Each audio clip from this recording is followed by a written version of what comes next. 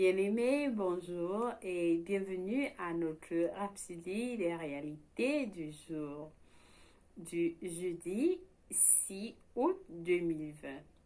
Notre thème du jour est intitulé Votre clé pour des victoires sans fin.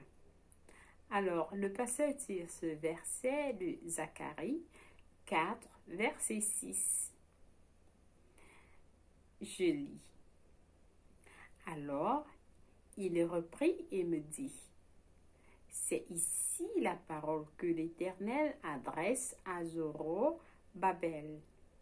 Ce n'est ni par la puissance ni par la force, mais c'est par mon esprit, dit l'Éternel des armées. Loué soit la parole de Dieu.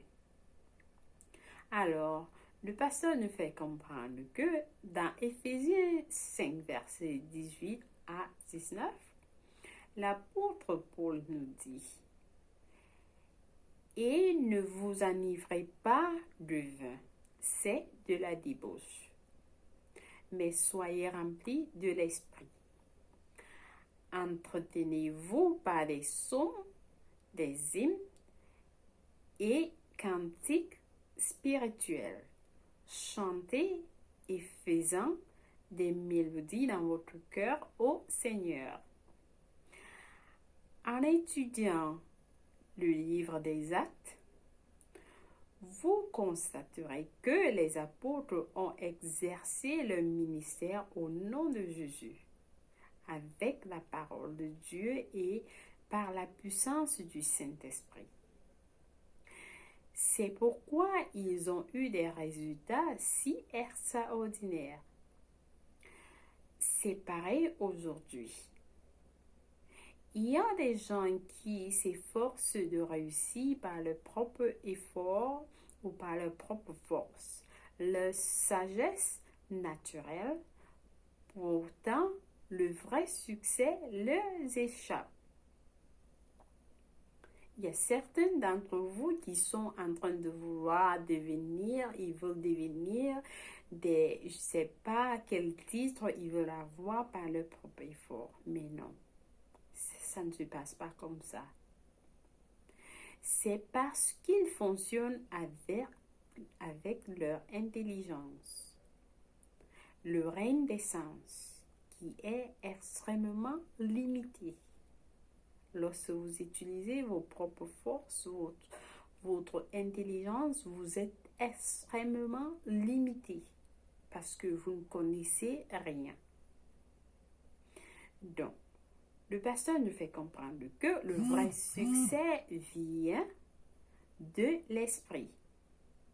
Si vous avez essayé de réussir par votre propre pouvoir ou capacité, il est temps d'arrêter la lutte et de vous fier aux stratégies de l'esprit et à sa sagesse pour vous guider. Donc, 2 Corinthiens 3, verset 5 nous dit, ce n'est pas à dire que nous soyons par nous-mêmes capables de concevoir quelque chose comme venant de nous-mêmes.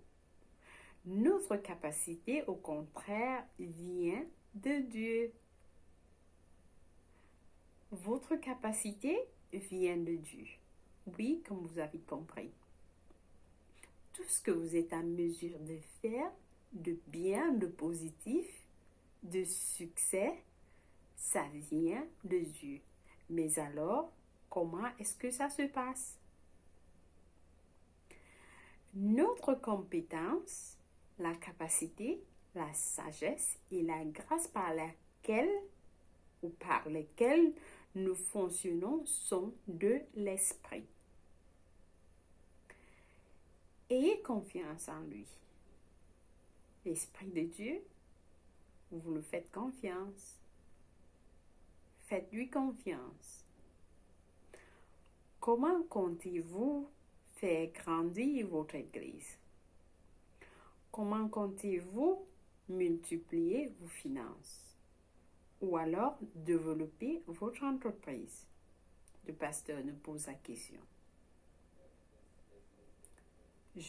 Certains d'entre vous se sont posés autant de questions, voire plus. Alors, vous avez la réponse aujourd'hui. Il faut que ce soit par l'Esprit, que ce soit par l'Esprit de Dieu. Il fera de vous un prodige à mesure que vous marchez avec lui et lui permettez de vous guider dans vos affaires. Marchez par l'Esprit et donnez-lui toute la permission afin qu'il puisse vous guider. Il est là pour ça. La parole de Dieu nous dit, l'Esprit de Dieu nous enseigne tout. Alors, ayez l'attitude de suivre, de marcher avec l'Esprit de Dieu. Il vous révélera les réalités du royaume et la réalité de la gloire de Dieu. Il est la clé d'une vie de victoire sans fin et de succès extraordinaire. Alléluia. Alors, j'espère que vous avez été édifiés. Et je sais que quelqu'un va prendre cette parole à cœur. Prenez cette parole. Laissez l'Esprit de Dieu vous guider. Laissez l'Esprit marcher avec vous. Ne marchez pas seul, non. Laissez l'Esprit de Dieu vous guider pour une vie de victoire sans fin.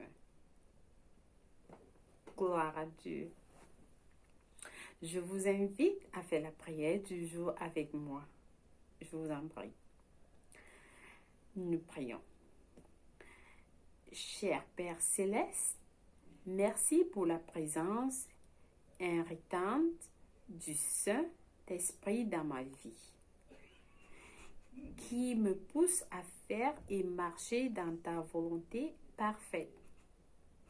Je suis continuellement rempli de l'Esprit pour être efficace dans le ministère de l'Évangile, communiquant ta présence divine en mon monde et portant une grande moisson d'âmes au royaume, au nom de Jésus-Christ. Amen. Je vous invite à faire des études approfondies aujourd'hui sur Proverbe 3, versets 5 à 6, Philippiens 2, verset 13 et 2 Corinthiens 3, verset 5. Ceux qui ont choisi de faire la lecture biblique pour un an, vous pouvez lire Romains 9, verset 1 à 29 et Psaume 64 à 77. Et par contre, ceux qui préfèrent faire la lecture biblique pour 2 ans, je vous en prie, vous pouvez lire Éphésiens 6, verset 10 à 20 et Ésaïe 54. Merci d'avoir écouté aujourd'hui et je vous rejoins demain. Passez une bonne journée et que Dieu vous bénisse. Au revoir.